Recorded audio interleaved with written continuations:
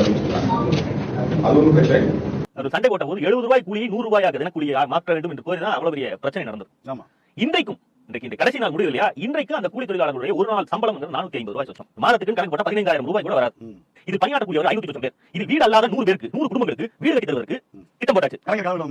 அனைவருக்கும் 90 யாருக்கெல்லாம் வீடு இல்லையா அத்தனை பேருக்கும் வீடு தருவதற்கான வழி ஏற்படுத்துகிறார். இது போக இவர்கள் இந்த தேயிலை தோட்ட கொத்தடிமை முறையிலிருந்து சொந்தமாக எந்த தொழில் செய்ய விரும்பினாலும் 1 கோடி ரூபாய் வரைக்கும் 40% சப்சிடி மானியத்துடன் எங்க போவோம், நாங்க காட்டுல தான் இருப்போம், காட்டு பட்டா போட்டு கொடுக்குறாங்க உணவியலாளர். சரி, கம்பெனி போனதுக்கு அப்புறம் காட்டுல உட்கார்ந்து என்ன பண்ணுவேன்? இந்த தினக்கூலியில் 450 ரூபாய் சம்பளம் வாங்கக்கூடிய ஒரு நபருக்கு விஆர்எஸ்ல 2 லட்சம் ரூபாய் 3 லட்சம் ரூபாய் வரைக்கும் பணம் கொடுக்கக்கூடிய திட்டத்தை நீங்க வேற ஏதாவது ஒரு இடத்துல கேள்விப்பட்டிருந்தா?